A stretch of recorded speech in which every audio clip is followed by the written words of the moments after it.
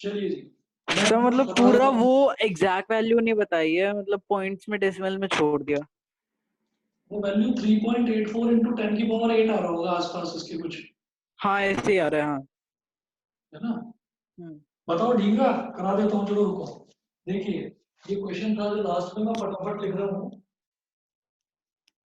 या क्वेश्चन लिखा हुआ है ना आप लोगों के पास? हाँ सर। क्वेश्चन लिखा हुआ है, मैं आगे कंटिन्यू करता हूँ।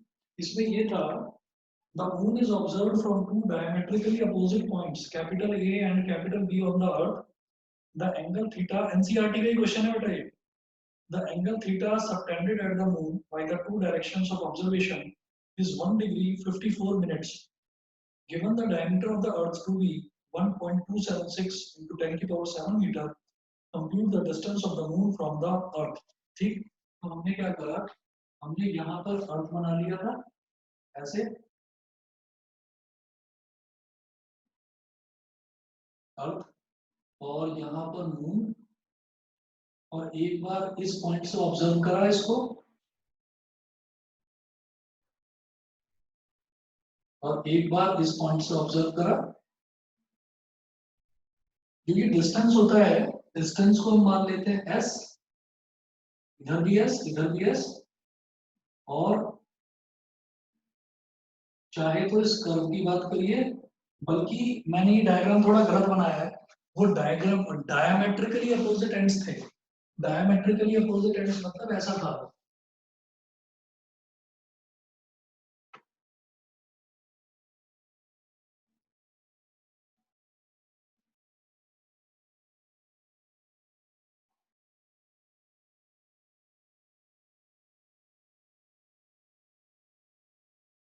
आपने तो डायग्राम बना ही रखा होगा ना, लास्ट टाइम बनवाया था मैंने।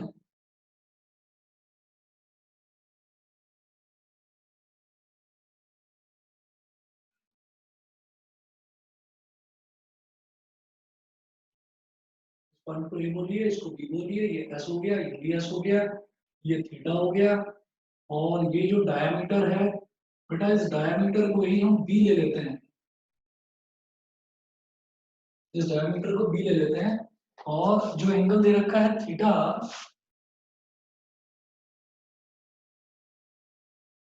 Theta is given 1 degree 54 minute, 1 degree 54 minute. तो 1 तो एज इट इज है, और 54 मिनट का मतलब क्या हो गया, 54/60। ठीक है, तो ये 54/60 बेटा, अब ये भी डिग्री में हो गया। मैंने इस मिनट को भी डिग्री में कन्वर्ट कर लिया, और ये तो डिग्री में था ही।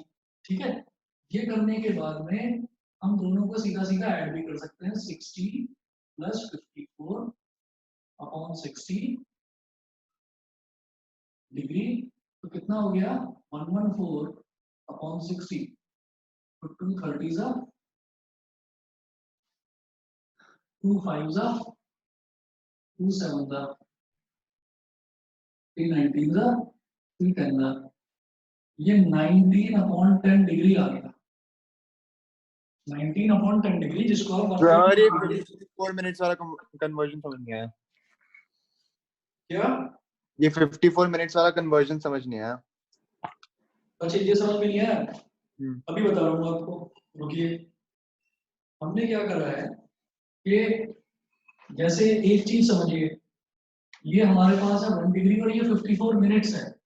तो मिनट को मैं डिग्री में कन्वर्ट कर रहा हूँ, मिनट को डिग्री में कन्वर्ट करेंगे तो 60 से डिवाइड करेंगे, ये चीज तो क्लियर है?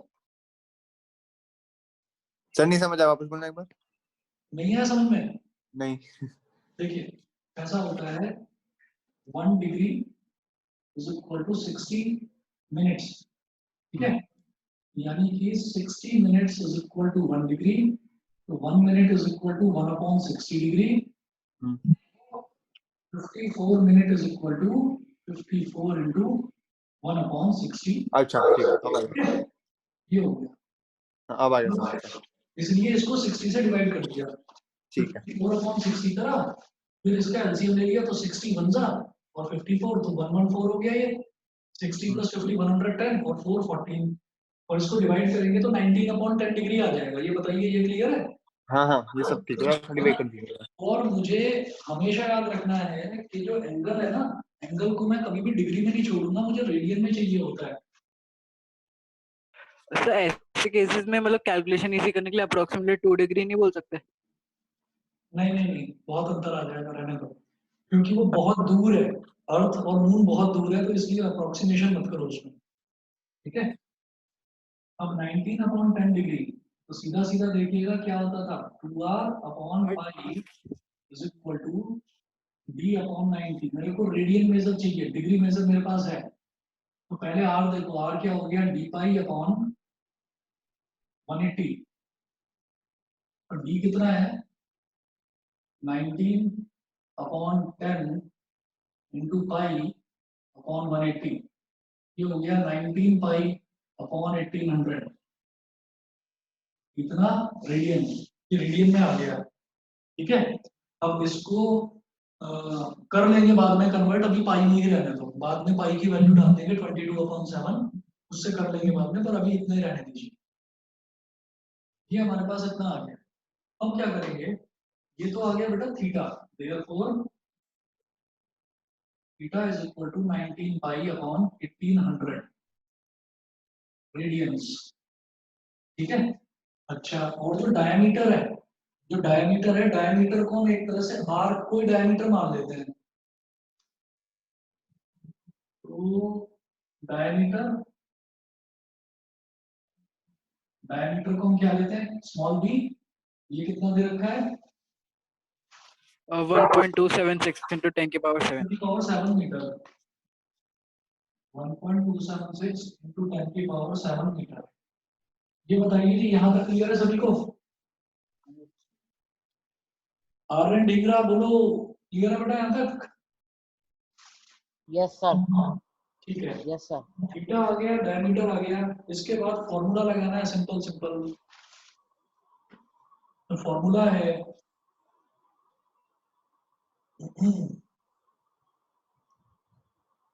Theta is equal to arc upon radius, ये होता है, या आर्क यहाँ पर हम क्या लेंगे, डायमीटर, डायमीटर मतलब b, और रेडियस, रेडियस मतलब ये वाला डिस्टेंस s। तो मुझे ऐसे ही निकालना है, it implies that s is equal to b upon theta, s is equal to b upon theta, यहाँ तक क्लियर है? Yes sir.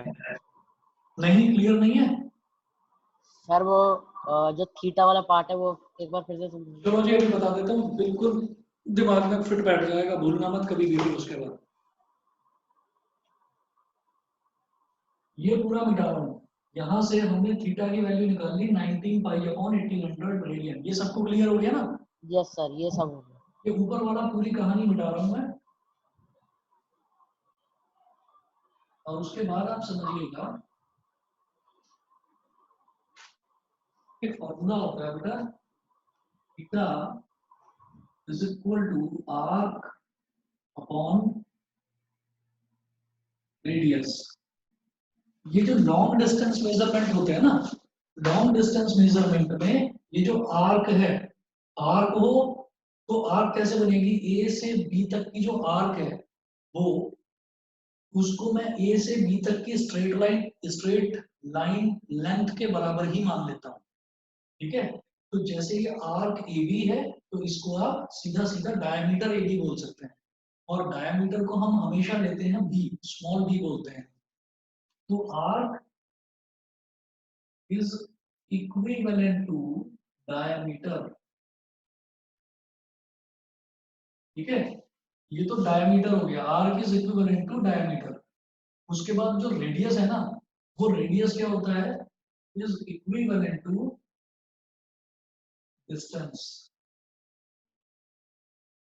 क्योंकि कंफ्यूजन यहाँ पर क्या होता है कि ये जो रेडियस है, बच्चे इसमें कंफ्यूज हो जाते हैं कि ये वाला रेडियस दे रखा है कि नहीं, ये क्या है कि यहाँ से लेकर यहाँ तक जो ये सेक्टर बन रहा है ना, इस सेक्टर का जो रेडियस है, दिस एस, इसको रेडियस बोला जाता है, ठीक है। तो अगर मैं आपको ये वाला फॉर्मूला ना बताऊं, तो आप सीधे सीधे ये भी कर सकते हैं कि थीटा is equal to diameter upon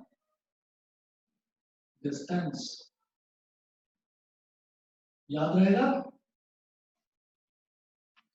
yes sir. Theta is equal to diameter upon distance. फिर आप ये कह रहे हो कि सर फिर इसको टफ बनाने के लिए theta is equal to arc upon radius भी बताते हो। ये arc upon radius standard formula होता है जो मैथमेटिक्स में हर बच्चा पढ़ता है कि theta is equal to arc upon radius, where theta is the angle which should be in radians. Angle radians में होना चाहिए, ठीक। लेकिन आप जो अगर फिजिक्स कर रहे हैं, बायो वाले हैं, तो आप तो सीधा सीधा ये याद रखिए कि theta is equal to diameter upon distance. Diameter ये वाला होगा और डिस्टेंस ये वाला। अब मुझे क्या करना है, मुझे डिस्टेंस निकालना है। डायमीटर को हम बोल देते हैं d और डिस्टेंस को बोल देते हैं s।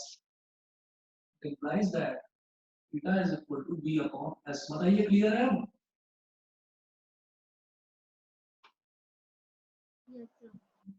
अभी क्लियर है? आर्यन? Yes sir.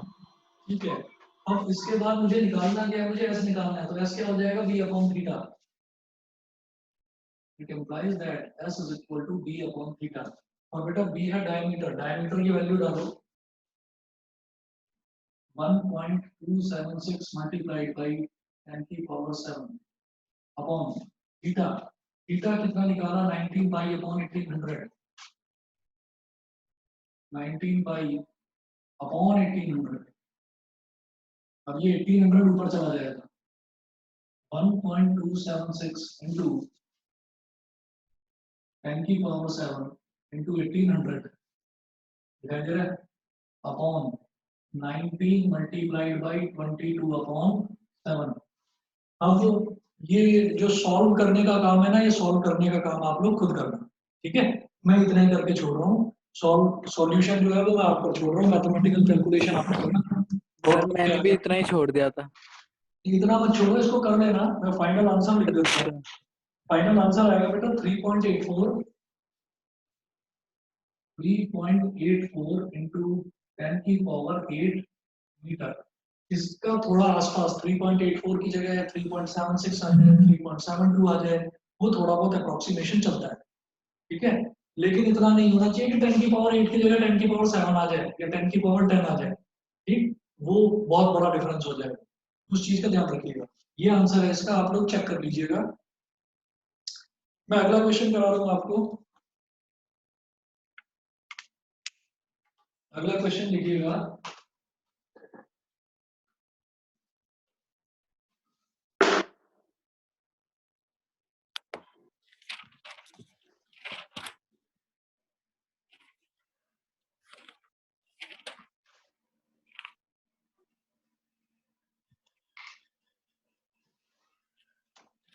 लिखिएगा the angular diameter of the sun is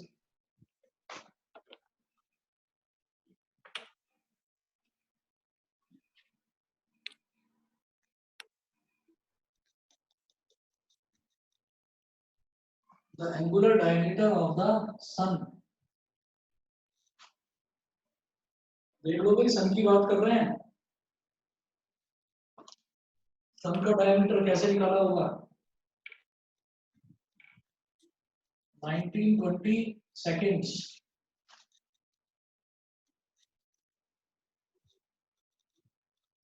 Full stop। If the distance of the sun from the earth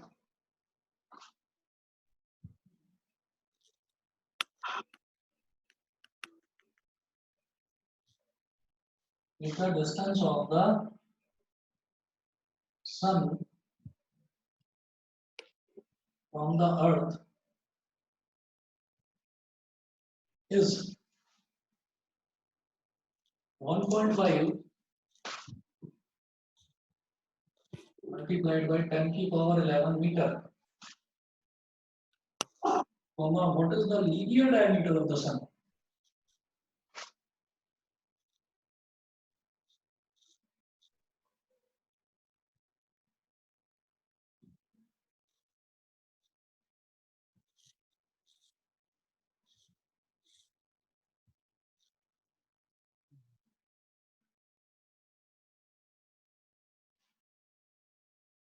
What is the linear diameter of the sun? ठीक है।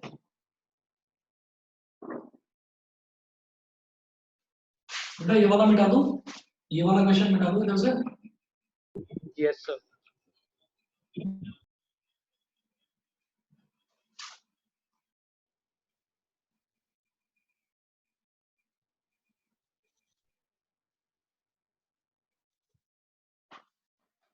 अब देखिएगा हमें क्या करना है यहाँ पर, यहाँ दे रखा है the angular diameter of the sun is 1920 seconds.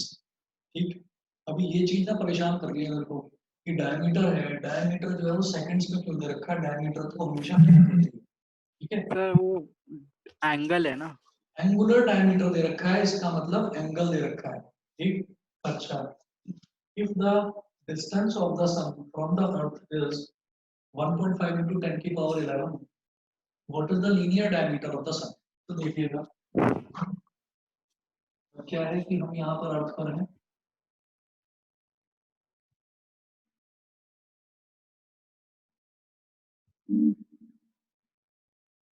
और ये सन है ऊपर,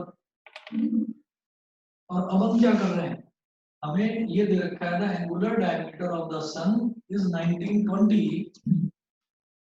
seconds. If the distance of the sun from the earth is इतना, what is the linear diameter of the sun?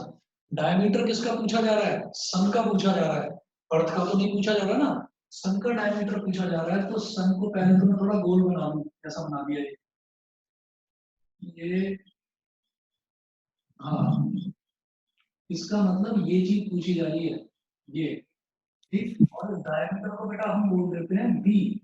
ठीक है, तो जो डायमीटर पूछा जा रहा है इसका मतलब है यहाँ से, अब मेरे से पूछा जा रहा है सन का डायमीटर, तो इस पॉइंट से मैं यहाँ एक पॉइंट पर मिलाऊंगा और इस पॉइंट से, तो मैंने यहाँ से इसको ज्वाइन कर दिया और यहाँ से ज्वाइन कर दिया। तो मतलब जैसा फिगर बनाया था मैंने, मतलब अर्थ की जगह सन रख दिया, ऑब्जर्वेशन पॉइंट मैंने सन पे रख दिया।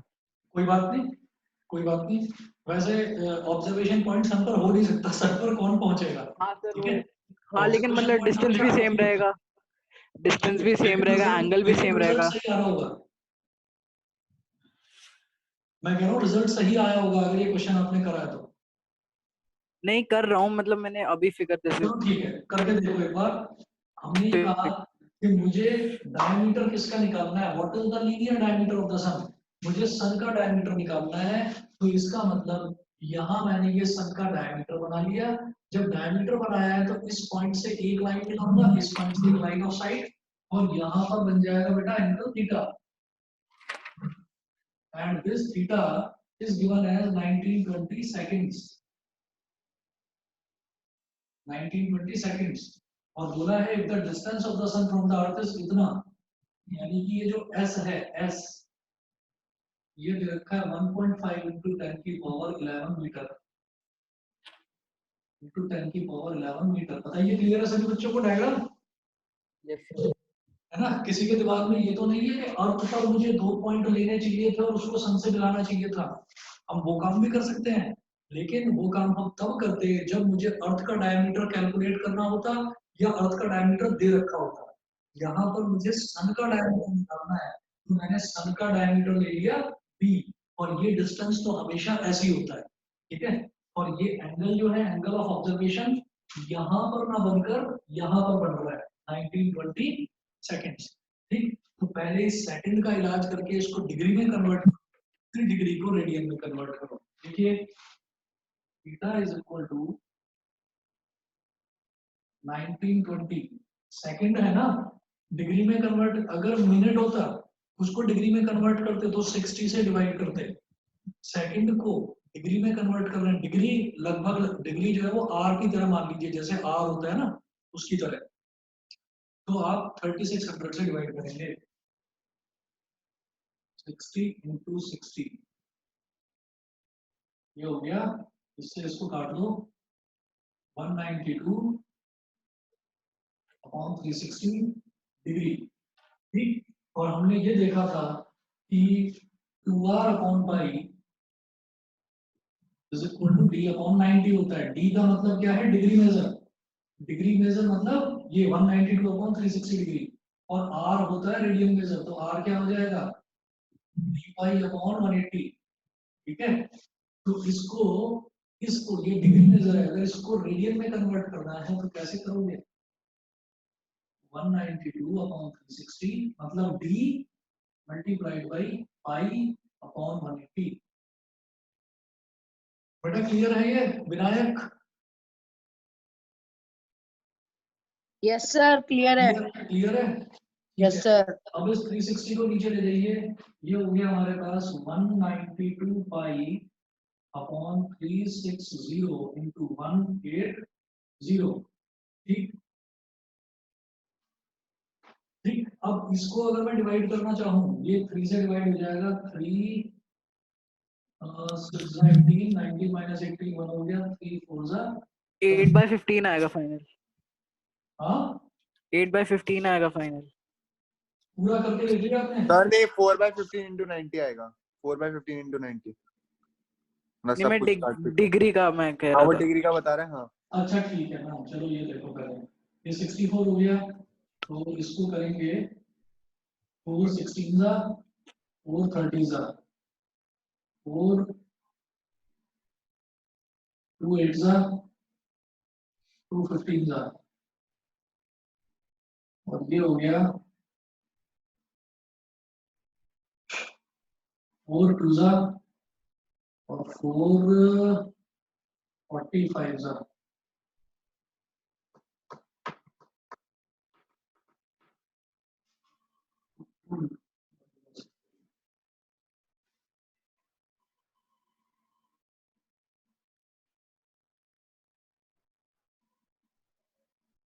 टू पाई अपॉन 675 रेडियन, ये आ गया हमारा थीटा। यहां तक क्लियर सभी को? अब इसके बाद कहानी वही है कि theta is equal to diameter upon distance s, और मुझे क्या निकालना है? What is the linear diameter of the sun? मुझे इस बार b निकालना है, ये b वैल्यू निकालनी है, तो b is equal to s into theta. तो बेटा s की वैल्यू है 1.5 इंटू 10 की पावर 11 मल्टीप्लाइड बाई थीटा की वैल्यू है 2 पाई अपॉन 675। पाई की वैल्यू 22 अपॉन 7 डालकर कैलकुलेट करने का काम आपका है। फाइनल आंसर लिख रहा हूं मैं यहाँ पर 1.4 इंटू 10 की पावर 9 मीटर, 1.4 इंटू 10 की पावर 9 मीटर। ठीक है जी, चलिए चले आगे। सर बताइए जी, यहाँ तक क्लियर है सभी को? Yes sir. सर एक डाउट है। ठीक, हाँ बताओ बेटा। सर पाई की वैल्यू 3.14 भी हो सकती है? पाई की जगह नहीं 3.14 मत लेना, 22/7 लेना, ज्यादा एग्जैक्ट आंसर आता है। Okay sir. ठीक है, चलिए जी आगे।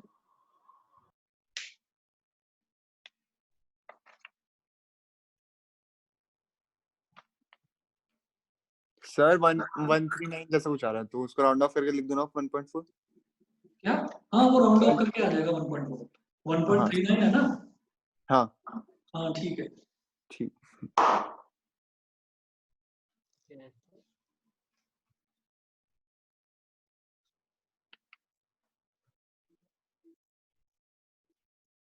वहाँ से 3.9 है।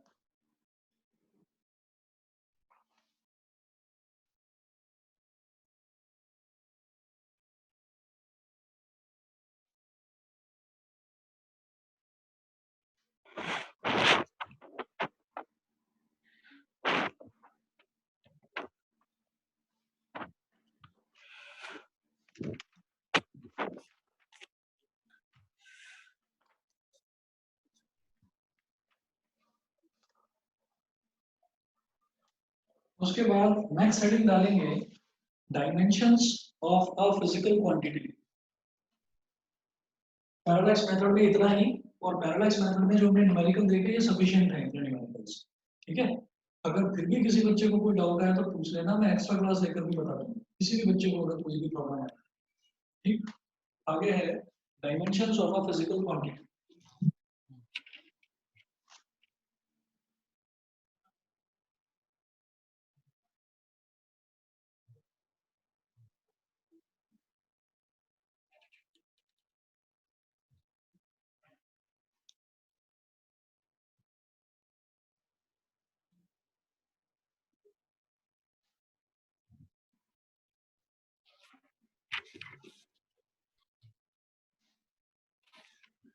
Dimensions of a physical quantity, इसमें लिखिएगा there are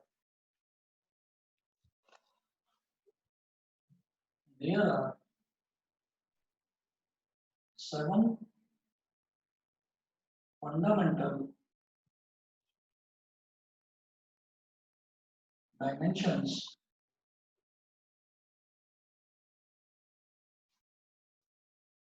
there are 7 fundamental dimensions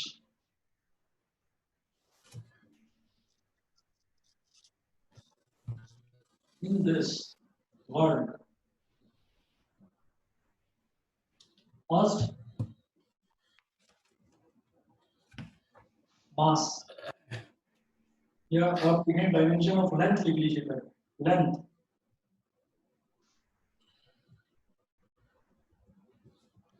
इसको लिखेंगे स्क्वायर ब्रैकेट में कैपिटल एल। सेकंड, मास,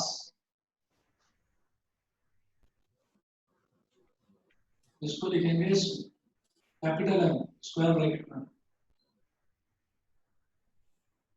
थर्ड है टाइम, इसको लिखेंगे स्क्वायर ब्रैकेट में कैपिटल टी। फोर्थ है इलेक्ट्रिक करंट, इलेक्ट्रिक करंट, इसको लिखेंगे स्क्वायर ब्रैकेट में कैपिटल ए, स्क्वायर ब्रैकेट में capital A.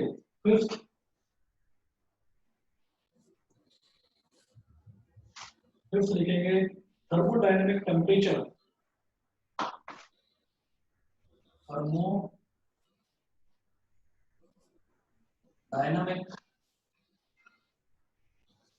Temperature,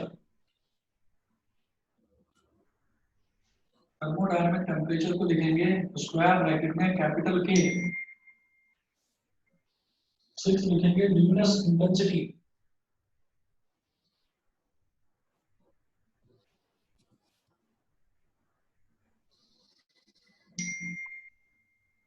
luminous intensity, इसको लिखेंगे स्क्वायर ब्रैकेट में small c small D.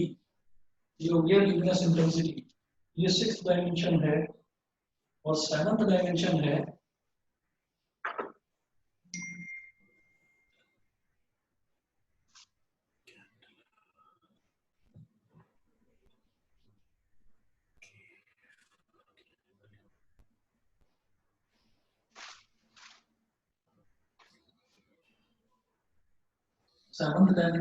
Amount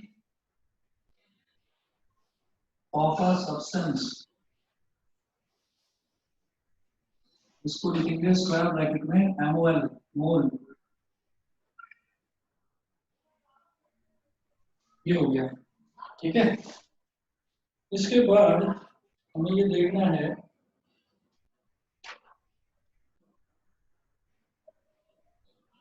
how to write dimensional formula. Excuse me sir, हाँ बेटा, लुमिनस इंटेंसिटी का सिंबल क्या लिखा है? ये होता है candela, small c small d. Okay sir, c d candle होता है ना, कैंडल, बस उसके आगे ए और लगा दीजिए, कैंडेला। ठीक है सर। हाँ जी, small c small d. How to write और डिड्यूस डायमेंशनल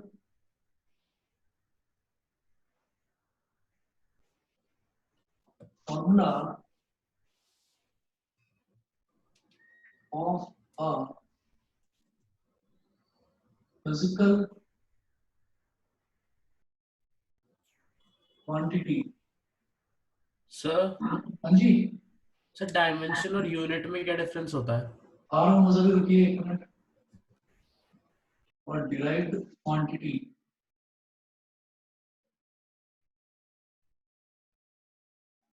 हाँ जी, डायमेंशन और यूनिट में अंतर क्या होता है कि जैसे डायमेंशन होती है ना, तो डायमेंशन तो ओवरऑल होती है किसी भी चीज की। जैसे फॉर एग्जांपल अगर मान लीजिए मैं वॉल्यूम की बात कर रहा हूँ, तो डायमेंशन जो होगी वो डायमेंशन पूरे फिगर की होगी। कैसे? हमने ये कहा कि वॉल्यूम है, तो वॉल्यूम फॉर एग्जांपल एक क्यूबॉइड का वॉल्यूम है, तो क्यूबॉइड में मैं जानता हूँ कि डायमेंशन के नाम पर मेरे पास 3 चीजें होती हैं, तो there are 3 dimensions, length, breadth and height. तो ये तो 3 डायमेंशंस हो गई। And what is the unit of volume? Volume की यूनिट क्या हो गई? It is metre cube. तो यूनिट वो होती है जिसमें किसी चीज को मेजर करा जाता है, और डायमेंशन ये वो होते हैं, वो पैरामीटर्स जिनकी हेल्प से किसी का भी फॉर्मूला डिराइव करा जाता है। फॉर एग्जांपल अगर मैं सिलेंडर की बात करता हूँ, तो सिलेंडर में हम अगर वॉल्यूम कैलकुलेट करते हैं सिलेंडर का, तो सिलेंडर की जो वॉल्यूम है, वॉल्यूम की यूनिट तो हो गई मीटर क्यूब, लेकिन सिलेंडर की डायमेंशंस, देयर आर 2 डायमेंशंस, उसका radius of base and height, 2 चीजें होती हैं। क्लियर हो गया? Okay sir, yes sir.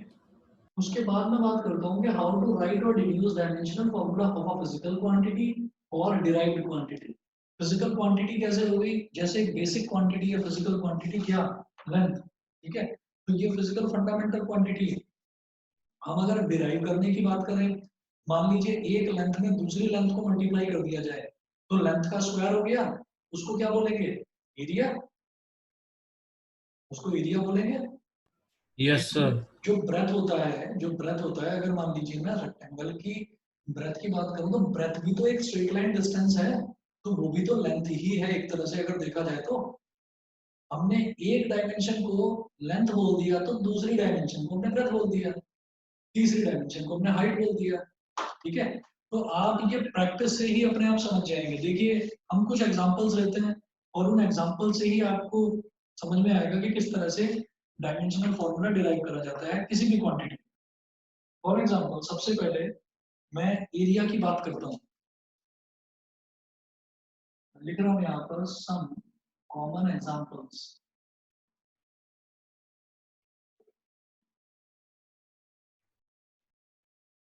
और स्कूल में अगर क्लासेस शुरू हो गई हैं तो शायद ये बता दिया होगा आपको स्कूल में टीचर ने भी।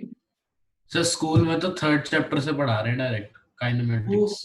काइनेमेटिक्स से स्टार्ट करा दिया होगा। एक्चुअली मेरा भी इरादा वही था कि मैं उसी से स्टार्ट कराऊं, पर ये चैप्टर क्या है ना, ये चैप्टर फिर छूट ही जाता है, फिर होता ही नहीं है चैप्टर। मैंने कहा पहले इसको कर लेते हैं, काइनेमेटिक्स तो करेंगे, बड़ा इंटरेस्टिंग चैप्टर है। तो काइनेमेटिक्स में कहाँ तक पहुंच गए? Figure, sir equations of sir motion time करा दिया होगा। सर, हाँ मतलब वही ग्राफ्स बता रहे थे, अभी तो 4 टाइप्स ऑफ स्पीड बताई थी, ये सब हुआ। अच्छा अच्छा, वो इंटीग्रेशन वाले मेथड से करवाया, अभी फॉर्मूले डिराइव करवाए हैं? सर नहीं, इक्वेशंस ऑफ अभी नहीं मोशन। कराया। ठीक सर 3 ही क्लासेस तो हुई है। ठीक ठीक ठीक।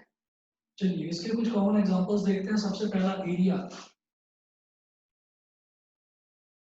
वो जब इंटीग्रेशन वाले मेथड से अगर कराएंगे ना, तो तब आपको ये पता चल जाएगा कि शुरुआत में हमने जो डिफरेंशियल कैलकुलस पढ़ा है उसका हमें कितना फायदा हुआ, और जिन बच्चों ने शुरुआत में वो चीज नहीं पढ़ी उनको उसका क्या नुकसान हुआ। क्योंकि 11th क्लास में फिजिक्स में बच्चा पूरे साल कैलकुलस को ही लेकर रोता रहता है कि यार ये फॉर्मूला कौन सा लग जाता है, मुझे समझ में नहीं आता। ठीक है, और बहुत छोटे छोटे फॉर्मूले आप देखिए, 1-2 क्लास में ही हमने वो चीज क्लियर कर ली। तो एक क्लास उसमें भी बीच बीच में मैं आपको बताता रहूंगा कि क्या क्या चीजें हमने कहाँ कहाँ से यूज करी है। वो सब बच्चों ने लिख रखा है ना अपने पास कायदे से, जो डिफरेंशियल और इंटीग्रल के फॉर्मूले हैं, यस सर। है ना सभी के पास? चलिए आगे चलते ब्लैक हैं। बोर्ड पे लिखे हुए हैं। ठीक है, कोई बात नहीं, अगर नहीं भी लिखे हैं तो जब तक वो चैप्टर में स्टार्ट कराएंगे तब तक मैं आपको कहीं नोट करके भेज दूंगा, वो फॉर्मूले आप सेव कर लेना अपने फोन्स में या लैपटॉप्स में। ठीक है, आगे चलते हैं। सबसे पहले बात करते हैं एरिया की। तो एरिया का फॉर्मूला क्या होता है? Length multiply by breadth. Length multiply by breadth. अब जब इसकी हम बात करते हैं डायमेंशनल फॉर्मूला की, मैं यहाँ लिख रहा हूँ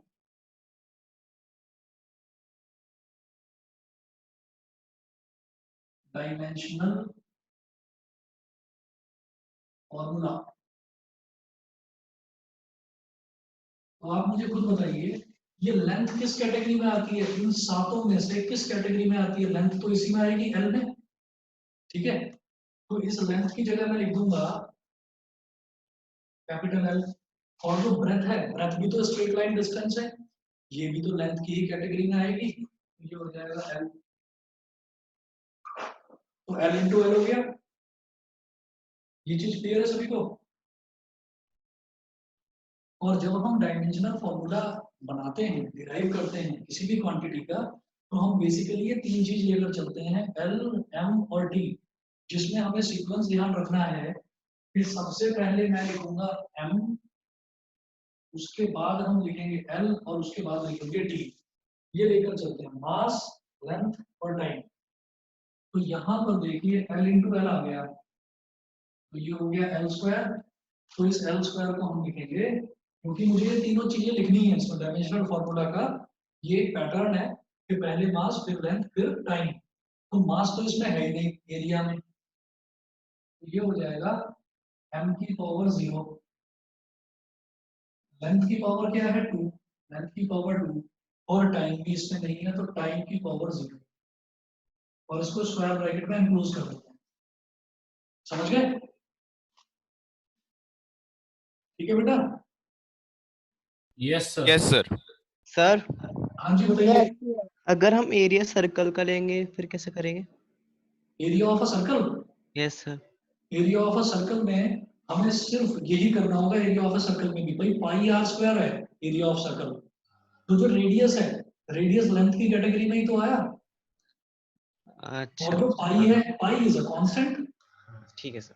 तो एल का स्क्वायर ही हो गया वहां पर भी। सर हमें फॉर्मूला जब हम बनाएंगे ना, तो जो हम फॉर्मूला बनाएंगे हम उसमें देखेंगे कि वो किस कैटेगरी में लाई कर रहा है, इन सब में वो किस कैटेगरी में लाई कर रहा है। सर और जो हमारी 11th क्लास की फिजिक्स है, इसमें आप ज्यादातर देखिएगा, ज्यादातर हम ये एम, एल और टी में ही आकर फिनिश हो जाएंगे, उसके आगे की हमें जरूरत पड़ेगी नहीं। सर हाँ बेटा बताइए। सर वो जो आपने MLT वाला है वो सर एक समझाना सर, एक मिनट, जो आपने अभी ऊपर लिखा है MLT। हमें क्या करना होगा, हमें ये लेकर चलना है, एक तो मास, एक लेंथ और एक टाइम, ये तीन चीज लेकर चलनी है, मास, लेंथ और टाइम। और जिसमें हम सीक्वेंस ये लेकर चलेंगे कि सबसे पहले लिखेंगे मास, उसके बाद लिखेंगे लेंथ, उसके बाद लिखेंगे टाइम। अब आप ये देखिए, एरिया का जो फॉर्मूला है वो बना लेंथ इनटू ब्रेथ। तो लेंथ जो है वो कैसे मेजर करी जाती है, ऐसे स्ट्रेट लाइन डिस्टेंस। तो लेंथ किस कैटेगरी में आएगा, इस लेंथ की कैटेगरी में आएगा, एल की कैटेगरी में। तो लेंथ की जगह आप लिखो एल। ब्रेथ जो है, ब्रेथ भी तो स्ट्रेट लाइन डिस्टेंस होता है, यस सर। ब्रेथ की यूनिट भी मीटर ही होती है। तो Yes, मैंने sir. उसकी जगह, ब्रेथ की जगह पर भी एल लिख दिया, तो ये हो गया एल का स्क्वायर। ठीक। Yes sir. और हम जब डायमेंशनल फॉर्मूला लिखते हैं तो हमें एक पैटर्न फॉलो करना होता है। सबसे पहले लिखते हैं एम, फिर लिखते हैं एल, फिर लिखते हैं टी। अब एरिया जो मैंने निकाला उसमें तो सिर्फ एल स्क्वायर बन रहा है, तो मास और टाइम, एम और टी तो उसमें है ही नहीं। तो आप लिखेंगे एम की पावर 0 और टी की पावर 0 और बीच में लिखेंगे एल की पावर 2। ओके ठीक है, सीक्वेंस यही रहेगा, एम, एल और टी ऐसे लेकर चलेंगे। ओके सर, अगर ये m की पावर 0 की जगह m लिख दे खाली, अगर m की पावर 0 की जगह m लिख देते ना, तो फिर आपकी यूनिट हो जाती किलोग्राम मीटर स्क्वायर, वो गलत हो जाता। ओके तो सर। m की पावर 1 हाँ हो जाता, और हाँ m सर, की ऐसा यूनिट किलोग्राम होती है। यस समझ आ। ठीक है, अब मैं अगला देखता हूँ, अगले से और क्लियर होगा। ओके अगला देखिएगा, अगला है वॉल्यूम।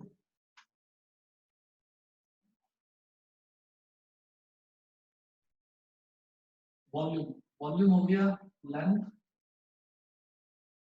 इनटू ब्रेथ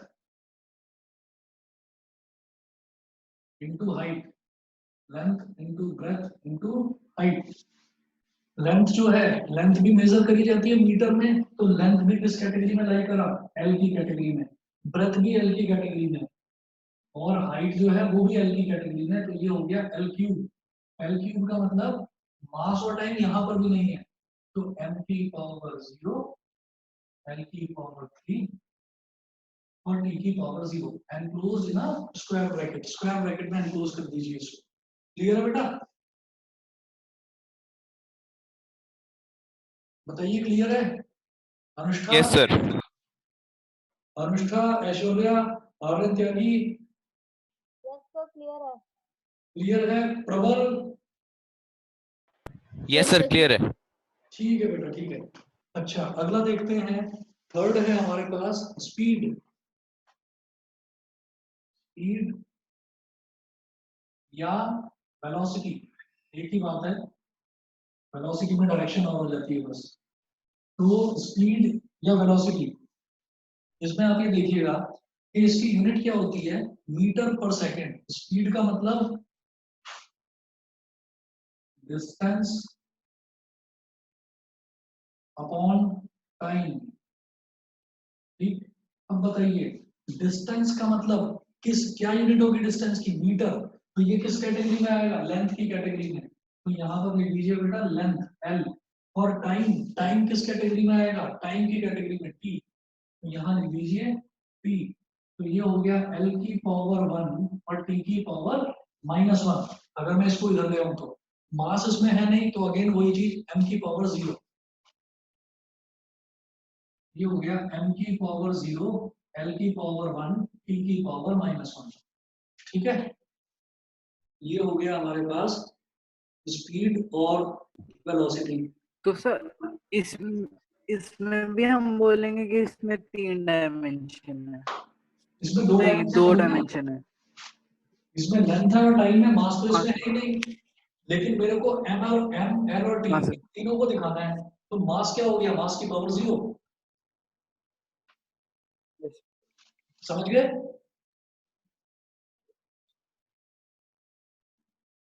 उसके बाद अगला देखेंगे डेंसिटी।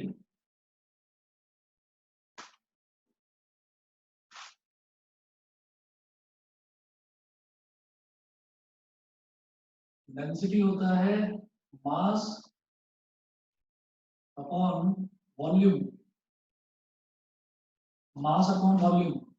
ठीक है, तो मास किस कैटेगरी में आ गया? m की कैटेगरी में। तो इसको लिखिए m। और जो वॉल्यूम है, वॉल्यूम का मतलब क्या हो गया? Length into breadth into height. तो ये क्या हो गया? l into L into L. तो m की पावर m तो 1 हो गया, m की पावर 1 है यहाँ पर। l की पावर 3, ये क्या हो जाएगा? l की पावर -3। और t नहीं है तो t की पावर 0। बताइए समझे कि नहीं?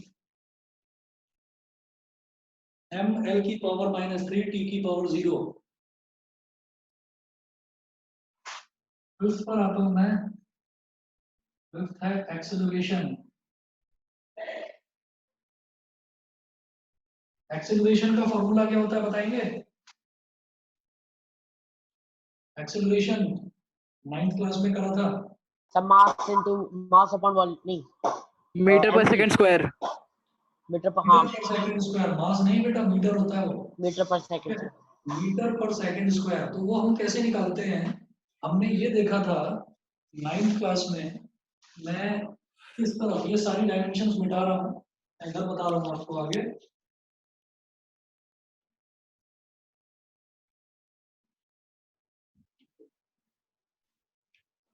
हमने ये देखा था। Final velocity minus initial velocity upon time. बिल्कुल सही, यही चीज मैं बताने वाला था आपको। ये होता है rate of change of velocity. Rate of change of velocity, ये भी बिल्कुल ठीक है। एक्सेलरेशन होता है change in velocity upon time taken, यानी कि final velocity minus initial velocity upon time taken.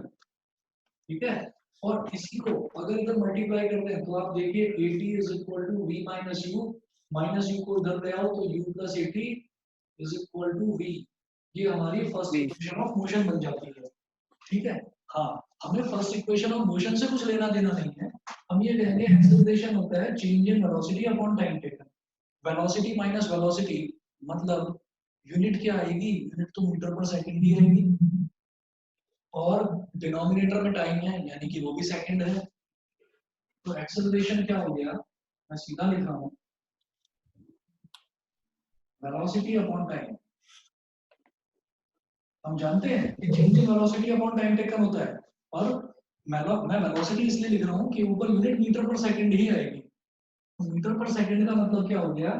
Metre मतलब लेंथ और सेकंड मतलब टाइम। तो पर सेकंड है तो t की पावर -1, और अपॉन में भी टाइम है तो ये भी t। ये ऊपर आकर t की पावर -2 बना देगा टोटल। और मास इसमें है ही नहीं, तो m की पावर 0, l की पावर 1, t की पावर -2।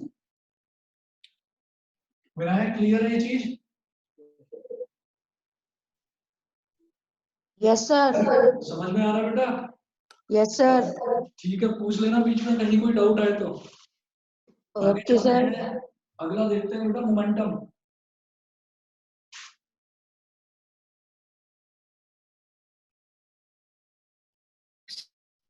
सर उधर आपने t-1 ऊपर अलग से क्यों लिखा? हाँ, ये वेलोसिटी है ना, वेलोसिटी को क्या लिखेंगे, मीटर पर सेकंड। वेलोसिटी क्या होता है, हाँ मीटर पर सेकंड का मतलब क्या हो गया, ms की पावर -1। अच्छा, तो आपने वो और वैसे m मतलब लेंथ और सेकंड मतलब टाइम, t की पावर -1। हाँ और ओके फॉर्म में टाइम था ही, ये टाइम ऊपर चला जाएगा तो एक और t की पावर -1 आ गया, तो t की ठीक पावर -2 बन गया। Okay sir. ठीक है, अगला देखते हैं जी, मोमेंटम। 6 देखिएगा, मोमेंटम। मोमेंटम में क्या है, mass into velocity. Mass into velocity, बिल्कुल सही। मास इनटू वेलोसिटी, तो ये हो गया m, वेलोसिटी सीधा लिख दो lt की पावर -1, सीधा लिख दें, समझ में आ गया। वेलोसिटी सीधा सीधा, वेलोसिटी क्या हो गया, मीटर यानी कि l, और पर सेकंड यानी कि t की पावर -1, सेकंड की पावर -1, टाइम की पावर -1। तो मास क्या है मेरा, m l t की पावर -1। समझ गए। मोमेंटम के बाद अगला देखते हैं फोर्स। Rate of impulse. ये मिटा दूंगा पूरा, ये मिटा दूंगा, यहीं पर करूंगा आगे के। तो फोर्स के तो ऐसे बहुत सारे फॉर्मूला होते हैं। जरा बताना क्या क्या होते हैं, है सर। बताओ जरा क्या क्या होते हैं। mg g m1 m2 upon r square. एक मिनट, सबसे पहला जो फॉर्मूला बताया वो वेट का होता है, आगे बोलो। सर F अच्छा इक्वल्स ma ma, मतलब ma फोर्स ma का ma ma। ma ma, sir उसमें ये मान लिया, ये एक्सीलरेशन ही तो मान, ग्रेविटेशन।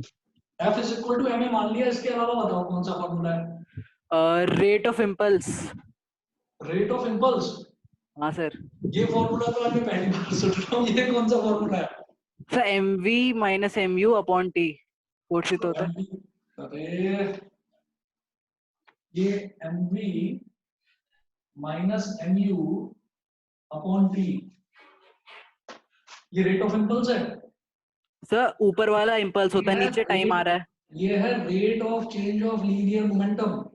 mv मतलब फाइनल मोमेंटम, mu मतलब इनिशियल मोमेंटम, इन दोनों को चेंज करेंगे तो ये m हो गया, m आपने कॉमन ले लिया और ये ब्रैकेट में आया v minus you upon T, और v minus you upon T क्या है, a है, तो इसका मतलब ये ma ही है। आप एक ही फॉर्मूला दोबारा बता रहे हो, और बताओ और कौन सा फॉर्मूला है, फोर्स का एक ही फॉर्मूला है भाई दुनिया में, सिर्फ एक ही फॉर्मूला m इंटू ए, फोर्स डायरेक्टली कैलकुलेट करने का। हाँ, तुम दूसरा फॉर्मूला मुझे वर्क डन से रिलेट करके बता दो कि work done is equal to force into displacement, तो मैं Yes, इसको sir. नीचे लेकर आऊंगा, F is equal to W upon S। बेटा ये भी हमें बन जाएगा, ये भी हमें बन जाएगा, इसमें भी हम वर्क डन का फॉर्मूला लगाएंगे और डिस्प्लेसमेंट से डिवाइड करेंगे उसको, तो ये भी हमें बनेगा। करूँ इसको भी? नहीं सर, वो हाँ हो गया। बेसिक फॉर्मूला याद रखो बस, फोर्स का एक फॉर्मूला होता है मास इनटू एक्सेलरेशन, और वो जो आप mg बता रहे हो वो भी मास इनटू एक्सेलरेशन है, क्योंकि हाँ, g का मतलब है acceleration due to gravity. Due to gravity. हाँ ठीक है, तो सिर्फ m इनटू a लेकर चलेंगे। मैं सातवें फॉर्मूले पर आ रहा हूँ। सर, लेकिन mv माइनस mu को इम्पल्स ही तो बोलते हैं। mv माइनस mu को इम्पल्स नहीं बोलते, इसको बोलते हैं rate of change of linear momentum. Impulse बिल्कुल अलग चीज है। नहीं सर, सिर्फ mv माइनस mu। भाई डिटेल में जाना पड़ेगा, रहने दो। अच्छा ठीक है, ठीक। इम्पल्स पढ़ना 12th क्लास में, अभी रहने दो। ठीक है, बता दूंगा। और जो आपका इम्पल्स की आप यहाँ पर बात कर रहे हैं ना, वो मैकेनिकल इम्पल्स है, उस इम्पल्स की भी बात करेंगे कि सिर्फ mv माइनस mu होता है या कुछ और भी होता है। ठीक है, चलिए 7th देखिए, force.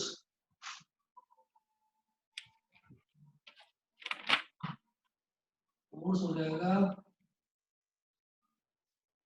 Mass into acceleration. Mass into acceleration, बताओ भाई क्या होगा। m1 l1 t1। सर मास का m हो गया, यस और एक्सेलरेशन का अभी अभी निकाल कर चुके हैं, कितना था, मीटर l1 t1। पर सेकंड स्क्वायर। मैं सीधा सीधा लिखना शुरू करूं, मीटर पर सेकंड स्क्वायर मतलब l t की पावर -2। छोड़ दें इसको, हो गया? Yes sir, yes sir. बस ठीक है, मास हो गया, एक्सेलरेशन का मीटर पर सेकंड स्क्वायर बन तो गया LT की पावर -2। ठीक, यस सर। आगे चलते हैं। वर्क, सर एक डाउट है। हाँ जी बताइए। चलिए रहने दीजिए बाद में। अरे बताओ। नहीं वो गलत है थोड़ा। तो चलो। मतलब इसमें हम फोर्स में दिखाने की 3 डायमेंशन है, हम्म, लेकिन फोर्स 2 डायमेंशनल भी होता है, 3 डायमेंशनल भी होता है। चलो ठीक है। जरा ये पूछा तो। अच्छा ये पूछ रहे थे। देखिए ऐसा होता है कि फोर्स जो है ना, फोर्स कभी भी ऐसा होता ही नहीं कि फोर्स मास पर डिपेंड ना करे। अगर मैं ये कहूँ कि फोर्स की बेसिक डेफिनेशन की अगर बात करें तो आप सही भी कह रहे हो और एक तरह से गलत भी कह रहे हो।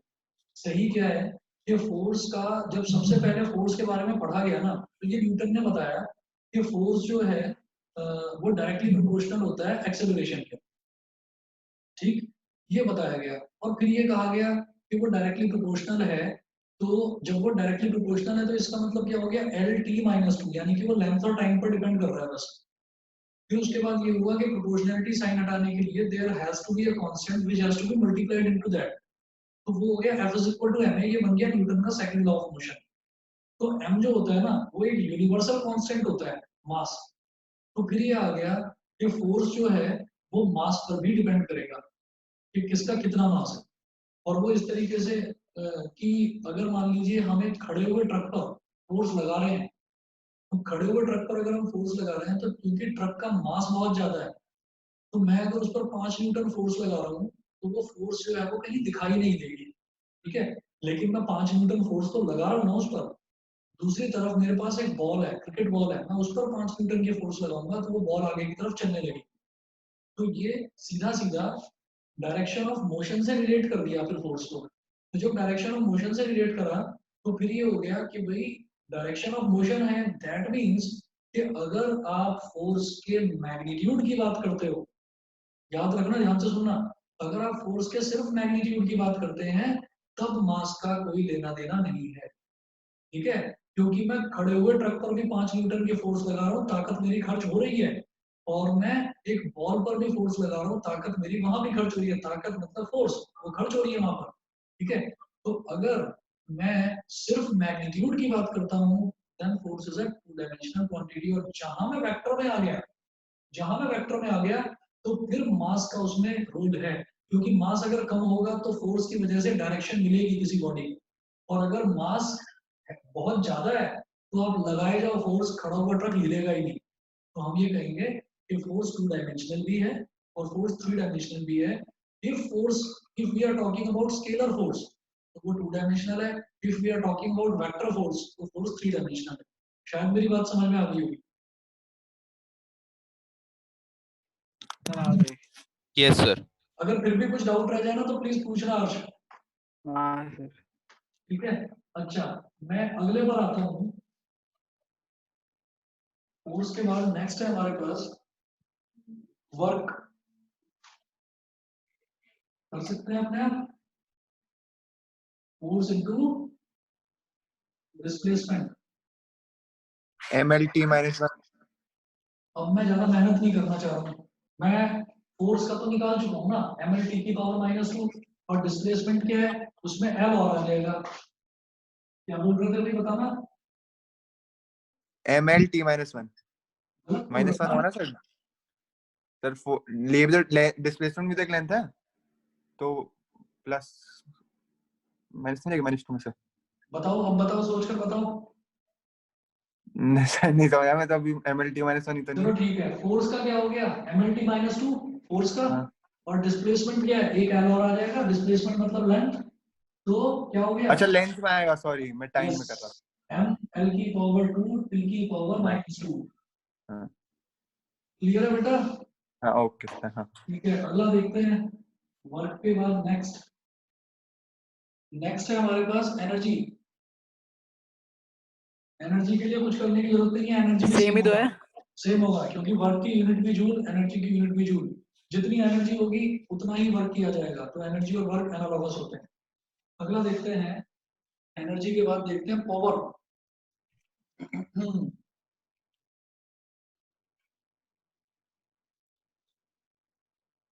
पावर होता है वर्क अपॉन टाइम। अब बताना जरा क्या होगा। Sir ml to t minus 3। चलो सही है, ठीक है। Yes sir. ml2 t minus 3 सबको समझ में आ गया। Yes sir. Yes sir. ml2 t minus 2 तो ये था ही, और नीचे टाइम और आ गया, इसको ऊपर ले गया तो t minus 3 हो गया। Yes sir. ठीक है बेटा, आज इतना ही करेंगे, बाकी नेक्स्ट क्लास आपकी परसों होगी।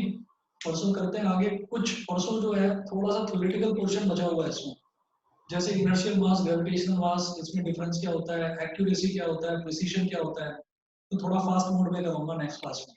सर वो जो वर्नियर कैलिपर और स्क्रू गॉज कराया था आपने, उसके क्वेश्चंस आते हैं उसमें उस ना पे? बेटा प्रैक्टिकल होता है बस, उसमें प्रैक्टिकल होता है, उस पर क्वेश्चंस नहीं आते। आज सर ने करवाए थे हमें उसके क्वेश्चन, वही प्रैक्टिकल में करवाए थे। हाँ वो क्या कहते हैं, वो उसमें करवाया होगा ना आपको। क्या चल रहा है वो नया जो ऑनलाइन में शुरू हुआ है, क्या सिस्टम है यार, वो सीसीएस सिस्टम है क्या, कॉम्प्रिहेंसिव। नहीं वो सब नहीं पता सर। वो नई गाइडलाइंस आई हैं सीबीएसई की, तो उसमें ये है कि प्रैक्टिकल्स पर थोड़ा ज्यादा ध्यान देना।